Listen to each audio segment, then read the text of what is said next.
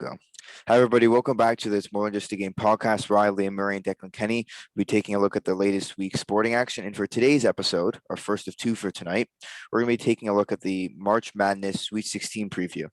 And I've never actually got into March Madness until this year, and I've loved it so far. And I decided that, for our second ever episode, we'll take a look at the Sweet 16, which I'm really excited for. Tomorrow and Sunday, all the games will be great. Hoping for some more upsets, but hoping for Michigan to go far as well. All right.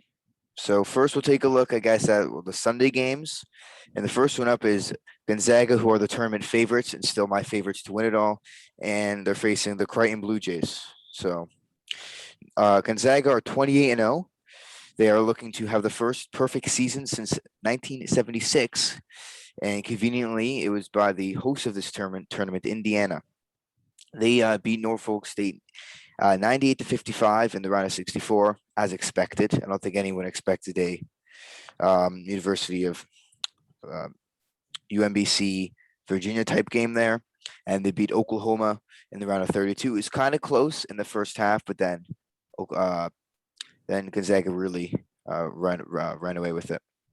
The leaders for them are Corey Kispert, 19 points a game, about 5 rebounds and 1.7 assists. Drew Team with 18.8 points per game, 7.3 rebounds, 2.2 assists. Jalen Suggs, 14.1 points per game, 5.2 rebounds and 4.3 assists. And their leaders for points is Kispert with 19.2, like I said. Rebounds with Tim with 7.3. Assists Suggs with 4.3. Steals Suggs again with 2, and then Team with 0.8. And for them, their keys to the game, just play like they have all season. They're 28-0. They're obviously doing something right. So just continue playing really good basketball against a Crichton team who really struggled before entering to the tournament. So like I said, the last perfect season in Division I history was Indiana in 76, and there was only 32 teams back then. Since the expansion of play in the NCAA tournament, only 3 other teams have attempted it, all failed. University of Las Vegas in 91, Wichita State in 2014, and that infamous Kentucky team of 2015.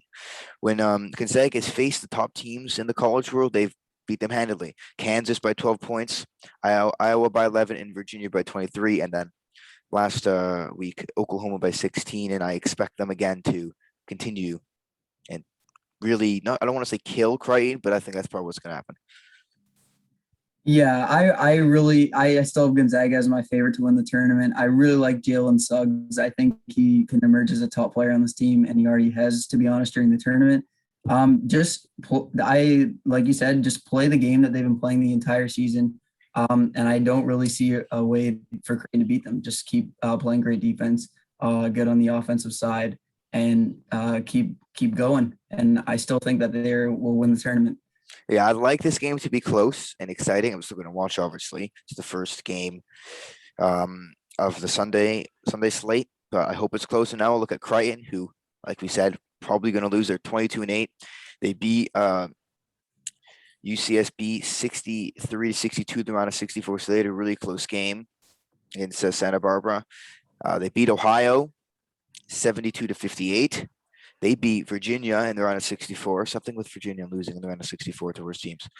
And then they beat Ohio, like I said, 72-58. Their leaders are Marcus Zagorowski, 15.7 points a game, 3.2 rebounds, 4.4 assists.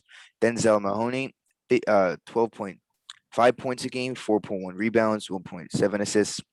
Forward Damian Jefferson, 12.1 points per game, 5.4 rebounds, and 2.4 assists. Zagorowski leads them in points and assists with 15.7 points and 4.4 assists. Rebound, their leader is Bishop with 6.4, steals Mahoney with 13, blocks, and with Kalkbrenner with 1.3. Keys for them is pray for a miracle. That's all I think. It's not too much insight. We spoke a good amount about Gonzaga, but it would probably be one of the biggest upsets in recent memory if they were to pull it off. Crichton had a very turbulent end to the season. They lost to Georgetown handedly in the Big East title game.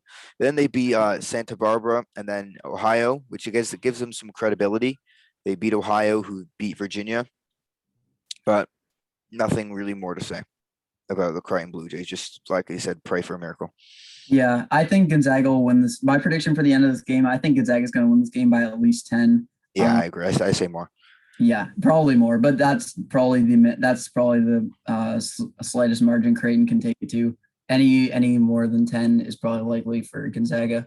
I really do like Denzel Mahoney. He's a fantastic player, but I just in the end I don't think it's gonna be enough to stack up against Gonzaga. It's just not enough. Mm-hmm. If they keep it close, like Oklahoma did, maybe they'll have somewhat of a chance. But like they did against Oklahoma, I think the Gonzaga will run away with it. Yeah.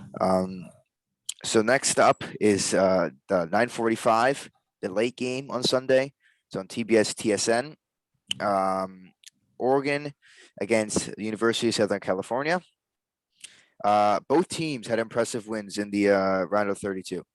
Oregon, they won their first game by forfeit in VCU. And their first game was a killing of Iowa. Then they beat Iowa 95-80. That was a really fun game. Watched all of it. They looked fantastic. Their leaders are Chris Duarte with 17 points per game, 4.6 rebounds, and 2.5 assists.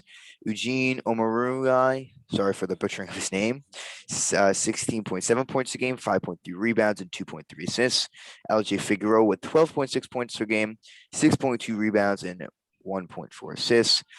Duarte leads in all the major stats. Points with 17, assists with 2.5, steals with 1.8, and blocks at 0.8, and then that's that. Their keys to the game are continue playing how they were beforehand. They played really well against Iowa. Iowa wanted to play really fast-paced. They did the exact same thing and then handily beat them. Yeah, I really like their win against Iowa. I think they played fantastic. They probably played one of their games of the year, to be honest. Maybe that missed game in the round of 64 against VCU did help possibly a bit. Get some extra practice time in. They know they're playing. But yeah, I really like Chris Duarte. He's a great player.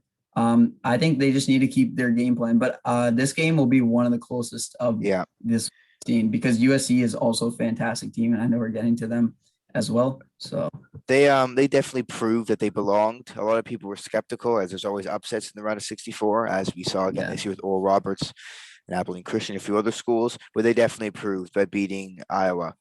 Yeah, I was a little bit skeptical of Oregon at the beginning, but when they played Iowa the way they did, they really proved that they belong in the tournament and the Sweet 16.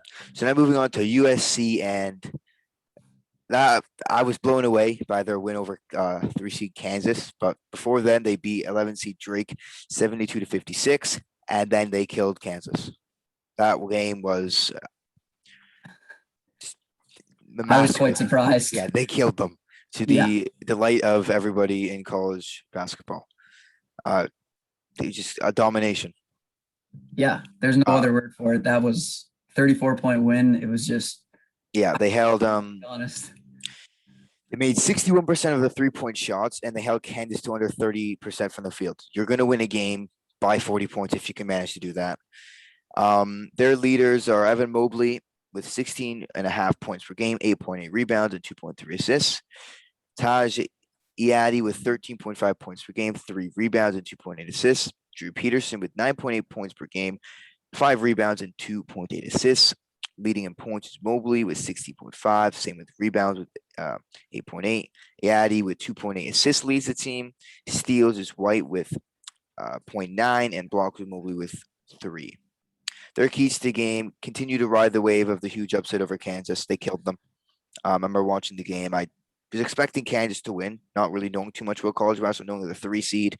They're the expected team to win. I saw USC maybe win the game by a few points, but not by what they did. Lottery prospect or future prospect, even Evan Mobley has been huge for this team. But his brother Isaiah has also been really good. They received a storyline, 2 brothers in the same team, but he was huge in their win and the huge reason they're going on to the Sweet 16.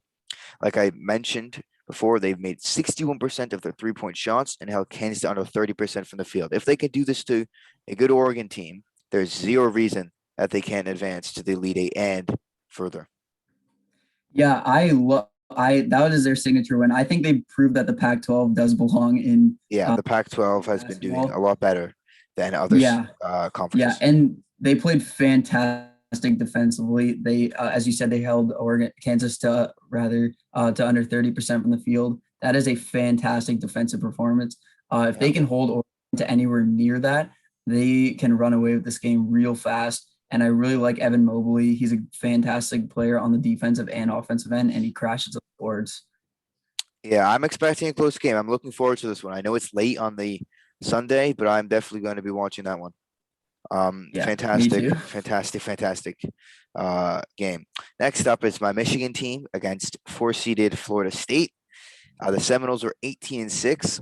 They beat 13 seed UNC Greensboro by 10 points, 64-54 in the round of 64. And they beat 5 seed Colorado 71-53 in the round of 32. Their leaders are MJ Walker, who has 12.3 points a game, 2.5 rebounds, 2.6 assists, and he's shooting 44% from the field. Raekwon Gray has 12 points per game, 6.5 rebounds, 2.3 assists, and he's shooting just over 51% from the field. Scotty Barron's 10.4 points, 4.1 rebounds, 4.1 assists, and 51% from the field. Walker leads them in points with 12.3. Barnes leads them in assists with 4.1 and steals with 1.5. Gray leads with 6.5 rebounds, and Kovricha, I think that's his name, probably butchered it again, leads with 1.4 blocks. Their keys to the game, again, build on a strong performance. Like most teams that are the lower seed, just got to build on their good performances in the round of 32 and 64. And let's talk about their team last year. Patrick Williams, Devin Vassell, they were all drafted and are off this team into the NBA. They didn't get a chance to show us how good they really were last year after winning the ACC regular season championship. This year, they are in their spot again back in the tournament and are made to the Sweet 16 after beating Colorado handily, 71-53. And they held that Colorado team to 36% from the field, and they caused 19 turnovers. Like what we saw with USC, if you hold the other team to low shooting percentage from the field, you're probably going to win. If they can do that to the Wolverines team, who's flying high on emotions right now, and I guess just momentum since losing Livers, they could beat them. I won't be surprised if they do.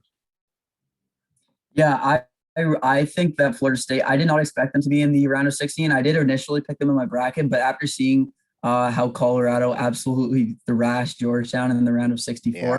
who I thought was a fantastic team, especially coming off that big win against Crichton in the Big East final. I did think Colorado would beat Florida State, but Florida State proved me wrong with a great defensive performance and great overall play from their players. And I really think that they have a fantastic chance to beat Michigan just because they're coming off that big wave and a huge win. Yeah. Now on to Michigan, 22-4. They are their only remaining team from the Big Ten. Ohio lost to Oral Roberts earlier on in the tournament, which was hilarious. We'll get to Oral Roberts later. But Michigan keeping it alive for the Big Ten, who has been really underwhelming in this tournament, as they were as well usually in some other sports. But they beat 16 seed Texas Southern 82-66. Not the same type of annihilation that Gonzaga had in their round of 64 game, but still strong performance. Then the LSU game, where a lot of people thought it'd be close, it was, winning 86-78 in the round of 32. LSU were great in the beginning of that game, but then Michigan's just depth and then firepower as the number one seed just kicked over and they beat him in the end.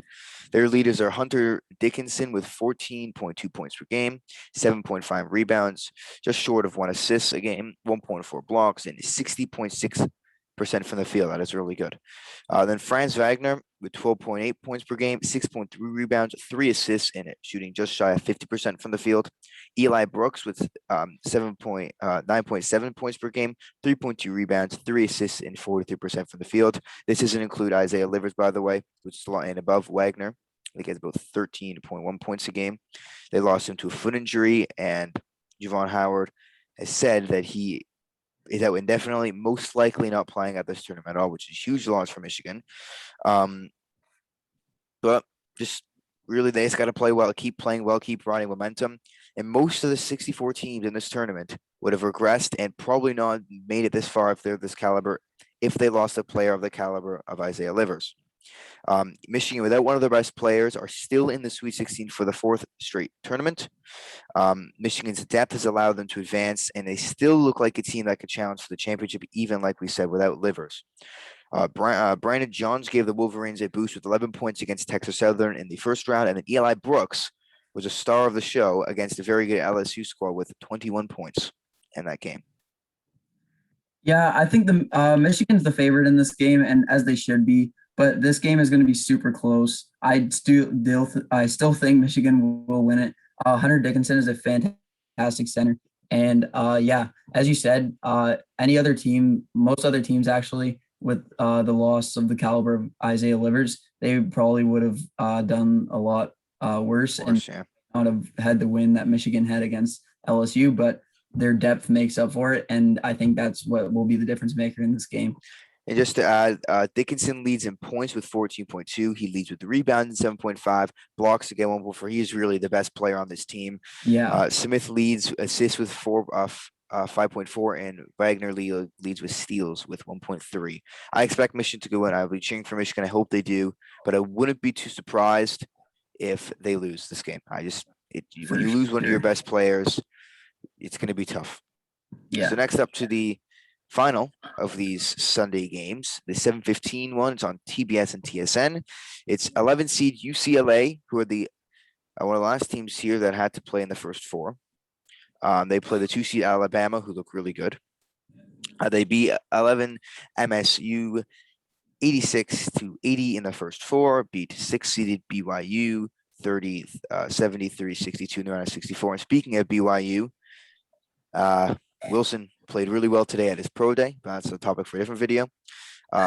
He beat 14 seed ACU 67-47 in the round of 32. Abilene Christian, one of the schools, again, with the big upset in the round of 64, just weren't really, their energy and their, I guess, momentum died off against a good UCLA team. Their leaders are Johnny Juzang, 15.1 points per game, 4.1 rebounds, 1.7 assists, and shooting just shy of 43% from the field. He's a former Kentucky player transferred over.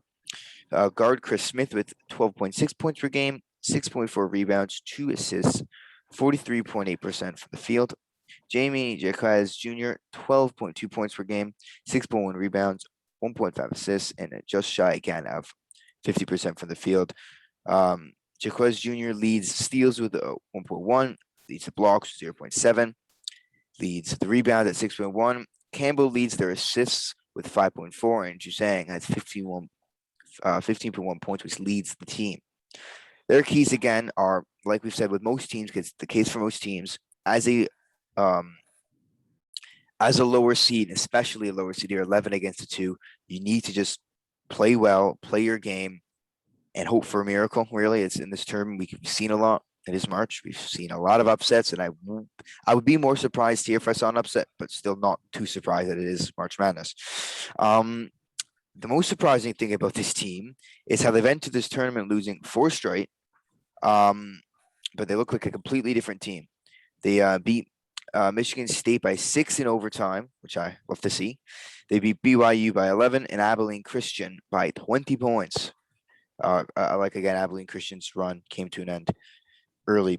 The Bruins have made 43% of their 3-point attempts over the games in the tournament. That's a major reason why they're in the Sweet 16 from the first 4. Yeah, I really like UCLA. They have an extremely good chance to win this game. They look like a completely different team. I didn't even pick them to win the first 4 matchup, to be honest. I thought Michigan State would win, but they proved me wrong. They have a really strong wins against BYU and Abilene Christian, and Johnny Juzang has absolutely taken off during this tournament. He has 22.3 points per game over the course of the first 3 games.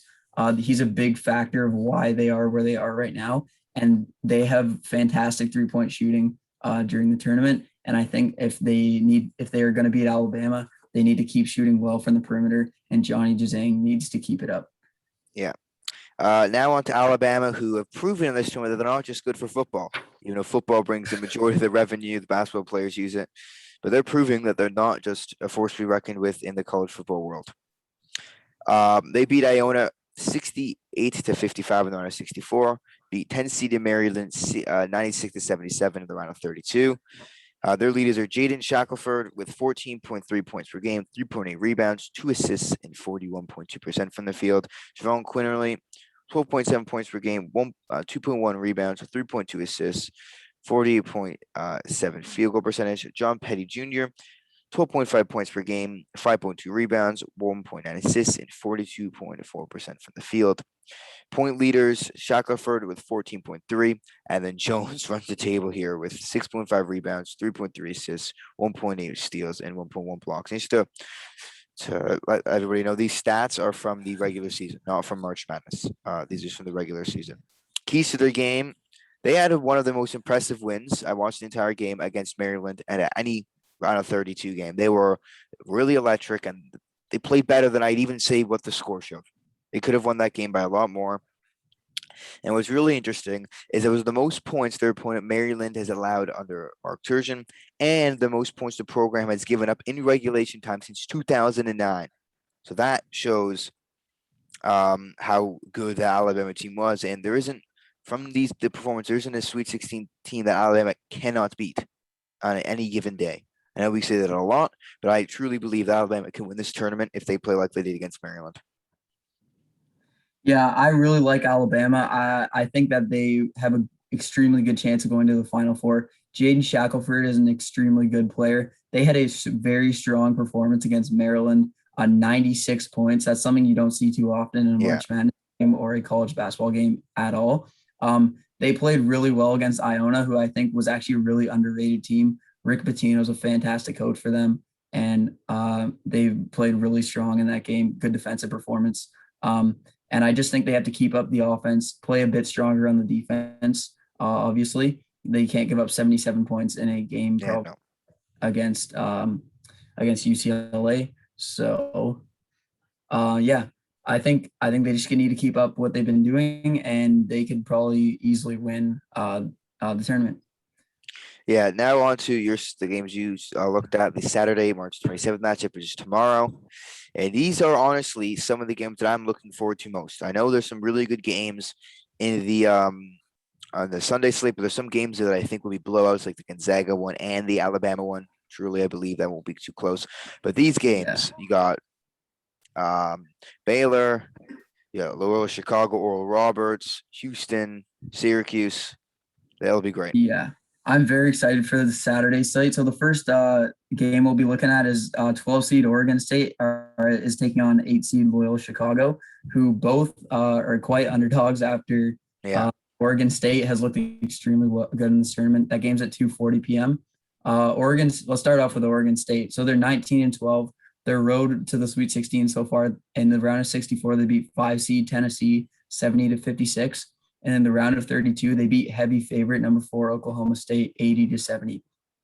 Their leaders to this point are guard Ethan Thompson with 15.6 points per game, 4 rebounds per game, 4 assists, and 1.2 steals. Gerard Lucas, 13 points per game, 2.5 rebounds per game, and 1.2 assists. And Warith Alatishe, might have butchered the name on that one. 9.5 points per game, 8.6 rebounds, 1.7 assists, 1.2 steals, and 1.5 blocks. For points, Ethan Thompson's the leader, 15.6 rebounds. Alatishe, 8.6. Ethan Thompson leads in both assists and steals with 3.8 and 1.2. And Alatishe is a block leader with 1.5. My keys to the game for Oregon State: regain the strong three-point shooting they had against Tennessee and their 3 other matchups on their way to the tournament. Each of these matchups, they were shooting over 40% from beyond the perimeter. Continue the good defensive play against Oklahoma State. They held them to under 90 points per 100 possessions and just continue to stay hot. And per ESPN's Basketball Power Index, Oregon State, a team that had a 7-9 record after its first 16 Pac-12 games, had a 1 in 820 chance back then to reach the NCAA tournament's second round. Yeah, my thoughts here are that they've been the underdog in each of their games, beating the Tennessee Volunteers handedly, 70-56. One of the most surprising game. There's a lot of upsets in that round. That was one of the big ones. Then they beat Cade Cunningham, maybe the number 1 overall pick. Hopefully he's a Raptor. Come whenever the draft is, they look like Yeah. they're on their way down into tank. Maybe Houston will take him, but they stopped him. They stopped that Oklahoma State team, which were heavy favorites in that game. A lot of teams like them, picked them to go far, but really they played really well. Just continue to have their strong 3-point shooting, and they can win this game. Yeah, Um, I do think they had one of the hardest roads to get yeah, here for sure. easily. The hardest road. But I am going to take. Sorry, go ahead. I'm going to take the other team in this game for other reasons that include a 102-year-old nun at every single game. Yes. All right, let's continue on with obviously the Sister Jean-led Loyola Chicago Ramblers. They are 26-4. Their road to the Sweet 16 and the round of 64, they beat 9 seed Georgia Tech 71-60, and they had a huge win in the round of 32. I do not think anyone saw this coming except obviously Sister Jean. They 1 seed Illinois 71-58. That was handily. Other than the Oral Roberts run of 64 game, that was my favorite game of the tournament that I watched this entirety. It was fantastic. Illinois heavy favorites. Yeah, the picture, one of their stars doing the Kobe posed with the trophy from the regular season. That became a big, I guess I don't want to say meme or storyline on Twitter, but they played great. They're my, other than Michigan, my favorite team really right now because of Sister and Cameron Krutwig, who is just.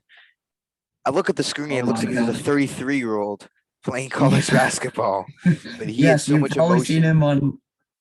Yeah, you've probably seen him all over social media. He's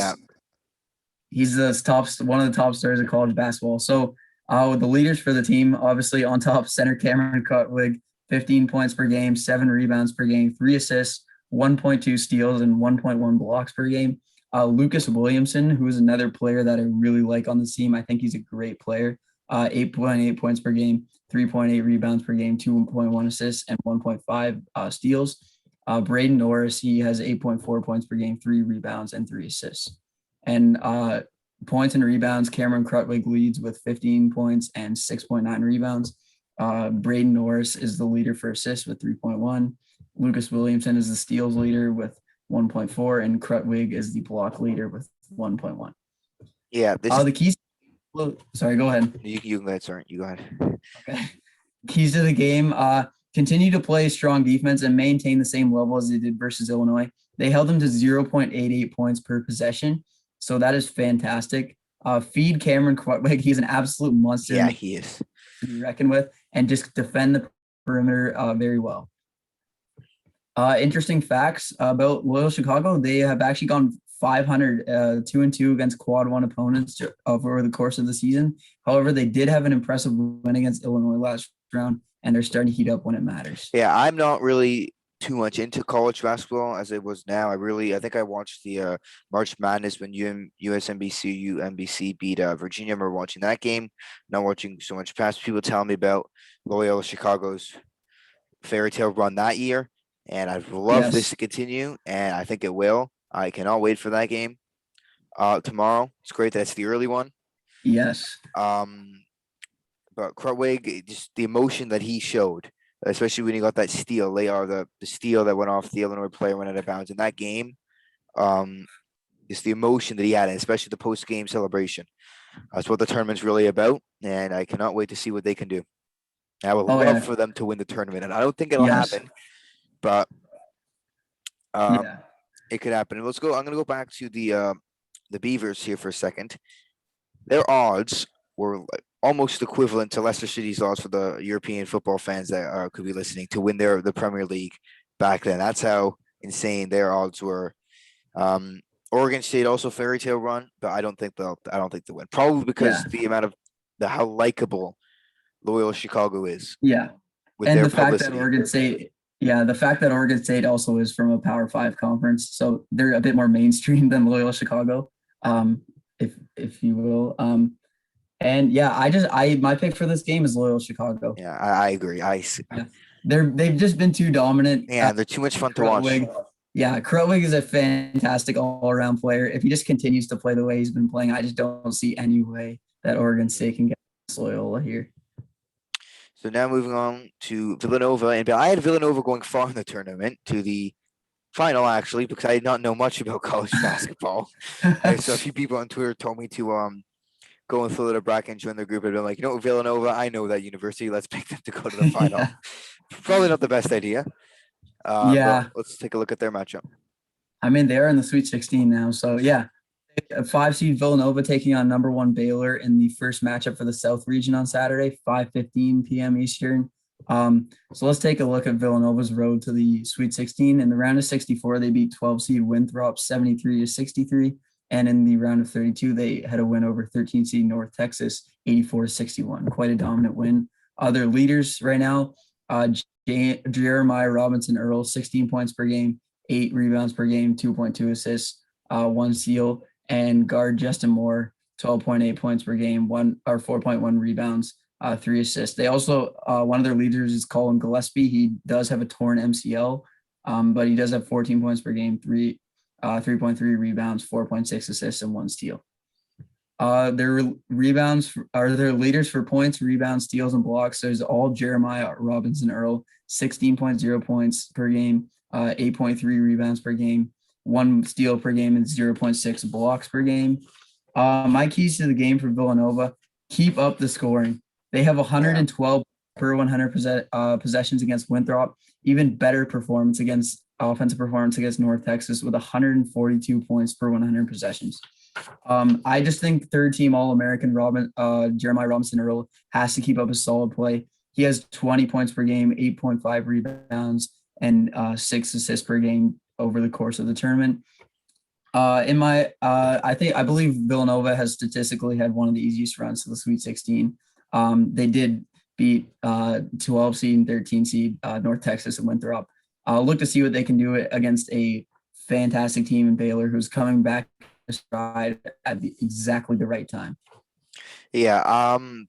Villanova, if they continue to play, I didn't actually catch other of their games to start the tournament, as they were, like we said, the 5 beating a 13-12, not really too uncommon. We did see earlier in the tournament some other lower seeded teams beat higher seeded teams, but Villanova did what they had to do.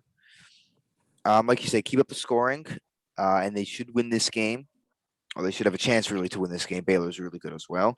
But if they keep up their scoring and play even better than they did against North Texas, I think they can beat Baylor and cause another upset. It's one of the games where I'm really keep looking in and thinking this could be one of the big upsets over the 1 seed. If a 1 seed is to go down, one of the 3 remaining, it could be Baylor.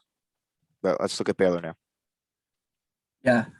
So Baylor's they're 24-2. Their road to the Sweet 16, round of 64, they had a dominant win against 16 seed Hartford, 79-55.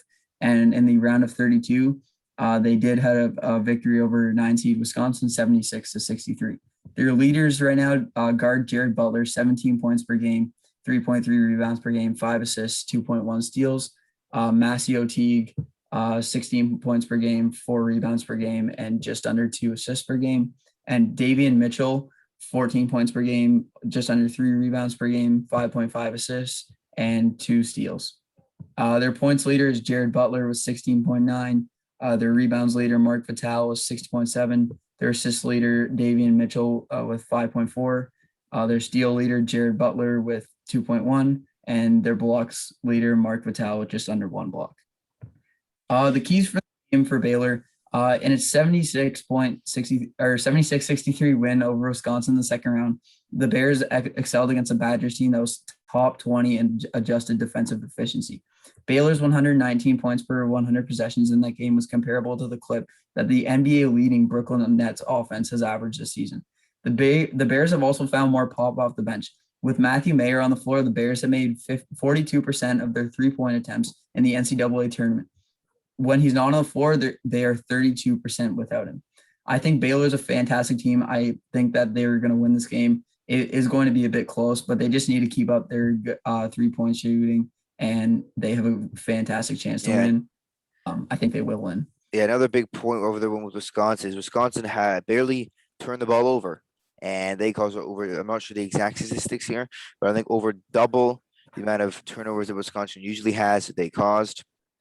And I see Baylor winning again. I think they can go down depending on how Villanova plays. If they are really that legit in scoring, which I don't think they are due to the weaker opponents, but if they can keep up the efficient scoring, They could beat Baylor. I don't see it, but I hope they can. So now Yeah. on to Oral Roberts, who has been the fairy tale Cinderella Yep. story this year. Yeah. So diving into the matchup number 2 for the South region here, 15 seed Oral Roberts is taking on 3 seed Arkansas, 7:25 p.m. Eastern on Saturday. So first, let's get into the Cinderella 15 seed Oral Roberts. They are 18-10 this season. In the round of 64, they had a win over 2 seed Ohio State, 75-72. And in the round of 32, they beat 7 seed Florida, 81-78.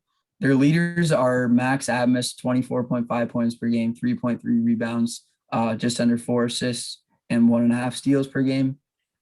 Forward Kevin Albenar with 19 points per game, 9.6 rebounds, and 1.1 assists. And RJ Glasper with 11 points per game, 3.1 rebounds per game, and 2.1 assists.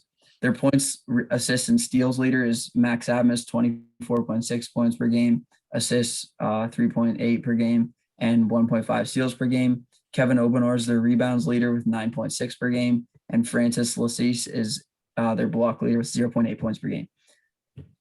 The keys to the game for Oral Roberts, I think, just keep up the defensive edge they play with in both the games against Ohio State and Florida. They've forced 36 turnovers in total over the course of this tournament. Max Abmas and Kevin Obenar combined to average 56.5 points per game as a duo this tournament. Oral Roberts made a mark as its three-point shooting team this season. 46% of their attempts are from beyond the arc with 38.2% average. However, in the tournament, they went 11 for 35 against Ohio State and 10 for 30 against Florida.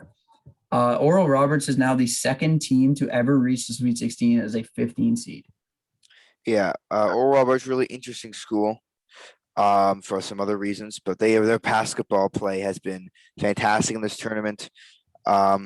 Big fan of what they've done. I'm definitely cheering on for the Saturday games Oral Roberts and Loyola Chicago on. They don't have a cool, I don't want to say mascot as Sister Chiba as some other Catholic schools in this tournament, but yeah, their win over Ohio State was amazing, and then even against Florida, unlike USMBC who beat Virginia a few years ago, they were able to get to the Sweet 16, like you said. Again, only the second ever, which was a bit surprising to me. The second only ever team, there's a 15 seed to move on to the Sweet 16. Yeah, but I really like the Abmas Obenar duo. I think they've that been if great. They can easily win. They can win this game.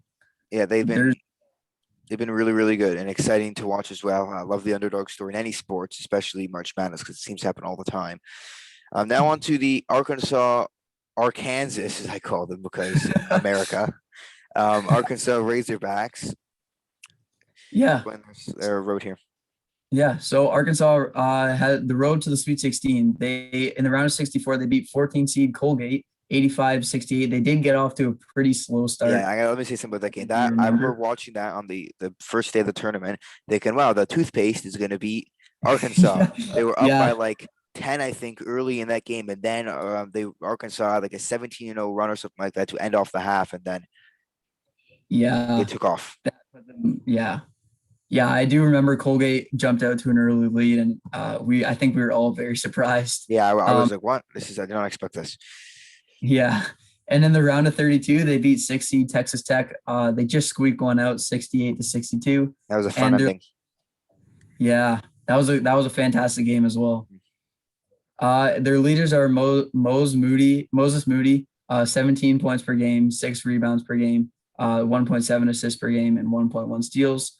Justin Smith with 14 points per game, 7 rebounds per game, just under 2 assists and 1.2 steals. And JD Note, 13 points per game, 3.2 rebounds, 2 assists, and 1.5 steals. Their points leader is Mose Moody with 17 points per game. Rebounds leader Justin Smith with 7 rebounds per game. Assist leader Jalen Tate with just under 4 assists. Steals leader with JD Note with 1.5 steals. And their blocks leader is Connor Vanover with 1.8 blocks per game, rather. The keys to the game for Arkansas, just continue to get strong guard play and win the key matchup between Kevin Obenar and Justin Smith, and make sure to win the battle on the offensive glass. If this game were to go down to the wire, better late game play is going to be needed for Arkansas. They had a mini collapse against Texas Tech in the round of 32. So they do need to play better in the late game. Arkansas players not named Moses Moody and Justin Smith made just 35% of their attempts inside the arc against the Texas Tech team ranked in the top 25 against an adjusted defensive efficiency. So they do need to just be better shooting overall. And I do think that they will win this game, but I think it will be closer than people think. I agree. I think Arkansas will win. I think Oral Roberts' their fairy tale Cinderella run will end. But I like Moses Moody. When I've watched their game, he was a really electric player, really helped them win against Texas and beat Colgate in the first one. Just they've done what they've had to do. You know, they took care in the end handedly over Colgate. Bit of a struggle early on. Unlike Ohio, they kicked it into gear and won. Great game over Texas Tech. That was one of the best games in the tournament. Nothing really more to say about that. Just then, I hope it's a good game. You know, I don't want it to be a blowout. I don't want any of these games to be a blowout, but I hope it's good. Yeah, I think this game will be closer than the sports books in Vegas. Yeah, I think so too. Moving on to the Midwest region matchup number 2. Number 11 Syracuse versus number 2 Houston. That is the late game Saturday night, 9:55 p.m. So just starting with Syracuse, I'm excited for this game. Just for the record, I think this will be a very close game. Yeah, Houston. I'm just gonna touch up. Actually, we'll touch up on them after. But Syracuse, Buddy Boeheim, he played really, really well against West Virginia. Again, an upset there. I think they could beat Houston. Houston was not very good in their last game. But they really had a great game against West Virginia that I was a big fan of. Yeah, so their road to the Sweet 16 in the round of 64, they beat number 6 San Diego State pretty handily, 78-62. I did have San Diego State going farther than most people did. I had them going to the Sweet 16. And then the round of 32, they beat 3 seed West Virginia 75-72. And I actually I have my bracket open here for after this. I had them in Houston in this game. So I was right with Houston, wrong with San Diego State. But what can you do? Yeah, me too. So their leaders, regular season stats, obviously, Buddy Boeheim, 18 points per game, 2.5 rebounds per game, 2.6 assists, 1.3 steals. Quincy Guerrier, 14 points per game, 8.5 rebounds, just under 1 assist, and 1.1 blocks. Alan Griffin, 14 points per game, 6 rebounds per game, 2 assists per game, 1.2 steals, and 1.7 blocks. Their points leader, Buddy Boeheim with 18 points per game. Their rebounds leader, Quincy Guerrier with 8.5. Their assist leader, Joseph Girard III with 3.6. Their steals leader, Kadari Richmond with 1.7. And their blocks leader, Alan Griffin with 1.7. My keys to the game for Syracuse, just ride the Buddy Boeheim wave and utilize the 3-point shooting crew. He's averaging 27.5 points per game and connecting on 57% of his 3-point attempts throughout the tournament. What Syracuse has done extremely well in the first 2 rounds, they've baited teams into a 3-point contest. They've caused confusion with other teams' offenses, causing them to shoot more threes than be in their game plan. Consider the orange Syracuse obviously is 6-4 when opposing teams make 10 threes in a game. And that includes the second round victory against West Virginia. Continue to defend the perimeter well, but capitalize on every possession because Houston is one of the top defensive teams remaining in the tournament. They allow only 57.9 points per game. As a team, Syracuse has made 60% of its shots inside the arc and 49% of its 3-point attempts with Buddy Boeheim on the floor in the NCAA tournament. It is his father and coach Jim Boeheim's first Sweet 16 appearance since the 2017-18 season. Syracuse, I really like the Boeheim, the connection with his father, who's under some scrutiny for some things he's done in outside of basketball. But outside of that, he's a great head coach. His son's really good as well. I guess a fan favorite, not liked by some, and liked by others. It's with every player really. But I'm a fan of his game. His 3-point shooting, fantastic, especially against West Virginia. But I have them in this game. Just a sole part of the team they're playing their counterpart Houston. Just really having a, I don't want to say lucky win over Rutgers, but it really, it was almost too Yeah, late. I was closer than it should have been. way closer than it should have ever been. Yeah. I'm not saying Syracuse is gonna win. I honestly think this game's gonna be a toss up, closer than people will give it credit for, but they have just as equal of a chance as Houston to beat them. Yeah, It's gonna be fan. I'm gonna go with the upset though, and on the record and say that I think Syracuse Orange will beat Houston. I'm just not a fan of the way Houston's played, and the momentum in this tournament is a hell of a drug, and they Yeah, have a lot of momentum right now. yeah. So just moving on to Houston, in the round of 64, they beat 15 seed Cleveland State with a pretty dominant win, 87-56. The round of 32, they beat 10 seed Rutgers 63-60. Very close game there. Their leaders, Quentin Grimes, 18.1 points per game, 6 rebounds per game, 13.3 points per game, 2.5 rebounds per game, 2.3 assists, and 1.3 steals. DeJon Jarreau, 11 points per game, 5.3 rebounds per game, 4 assists per game, and 1.3 steals. Their points leader, Quentin Grimes, 18.1 points per game. Rebounds leader, Justin Gorham, 8.6. Assist leader, DeJon Jarreau, 4.1. Also steals leader is Quentin Grimes with 1.3. And blocks, Brisson Gresham with 1.6. The keys to the game for Houston: the health of DeJon Jarreau after playing through a hip injury versus Rutgers. He's a key player for them, one of their top players, and his availability will be, It'll be huge. it'll depend on, the outcome of the game could depend on that. Defend perimeter and lock up Boeheim. This is extremely key for Houston. This is very key. Do not fall for Houston's 3-point contest bait, and Quentin Grimes will have to show up on the other end to match up versus Buddy Boeheim. Yeah, I think due to those reasons, that's why I think I'm going to pick the upset and have Syracuse, just because of the way they played in Houston. I don't know. I know I'm not a fan of them at all right now, but I don't know a lot. But I'm just going to go and say Syracuse will do what you said. They'll have the 3-point contest, and I think they'll win. Yeah. And Quentin Grimes averages 19.4 points per game and 5.2 rebounds through the NCAA tournament. So he's been extremely good for them. He's a do-everything player. Marcus Sasser adds 13.3 points per game, and senior DeJon Jarreau adds 10.9 points per game and 5.3 rebounds per game.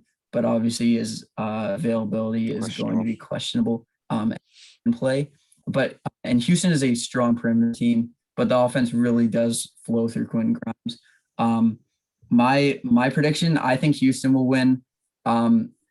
I think it's gonna be very close, but if you're into betting, I would take Syracuse plus 6.5. Yeah, that is a easy money in my opinion. So now that we've looked at every single team, I'm gonna just share my what I had going into this tournament. I've watched probably 3 or 4 March Madness games, so my knowledge of the sport now is still a bit low. Before this tournament, I didn't even know that there was a university called Crichton or an Oral Roberts before watching any of the games.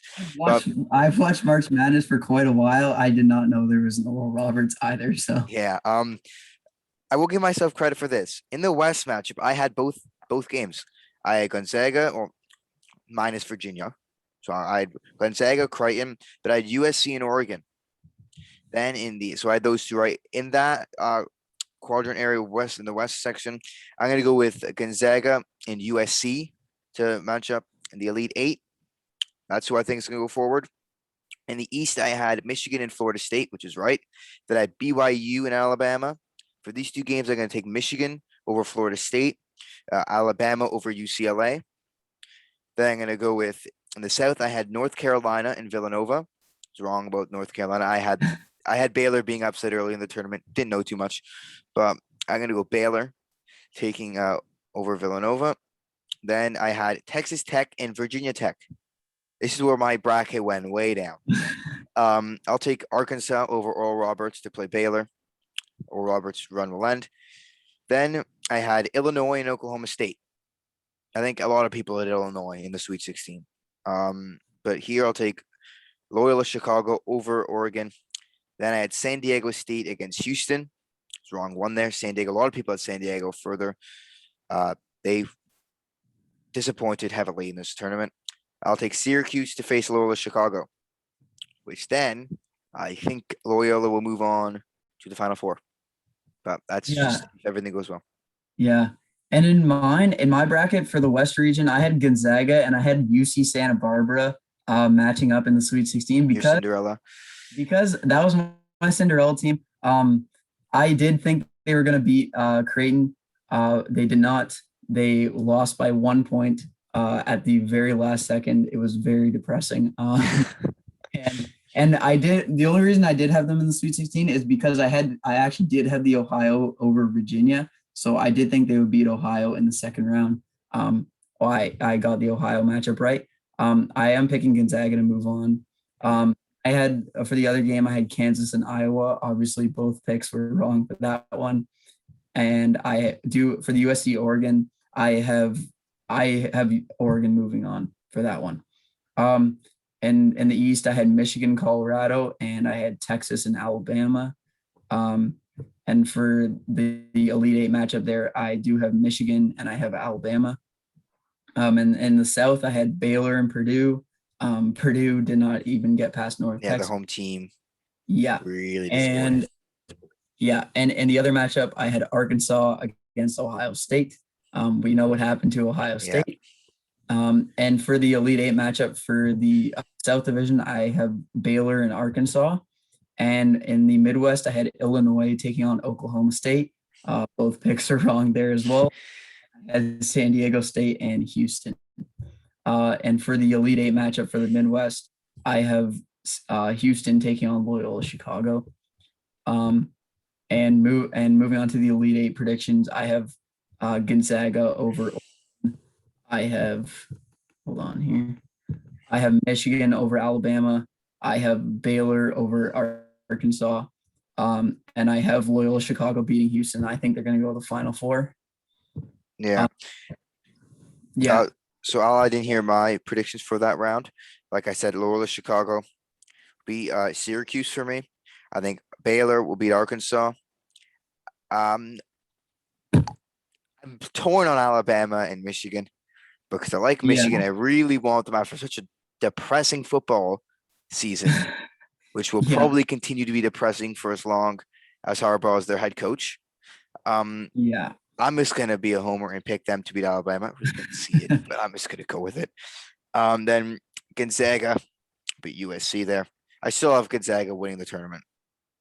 Yeah, I do too. They're the clear favorite to me. See anyone else winning, to be honest, except maybe Loyola Chicago if they do make a Cinderella run. But but for my final statement, I'll just say people were telling me this is one of the best U.S. sporting tournaments. I kind of blew it off like, no, it's not better than any of the bigger ones. But I'll say this: I think I've had more fun watching this tournament than I ever had watching the NBA playoffs. I think it's the better basketball tournament. I don't know if it's the best in America. It's really entertaining, but I like this so far as watching it as like a noob in the college basketball world. I find it better than the NBA due to the NBA just being so there's not a lot of parity. Yeah. Like this tournament is the definition of that, of parity. Yeah. There are upsets left, right, and center. That's why I cannot wait to watch all the games in the next 2 days because there'll be upsets. And there'll be stuff that we could have said that's no chance of happening.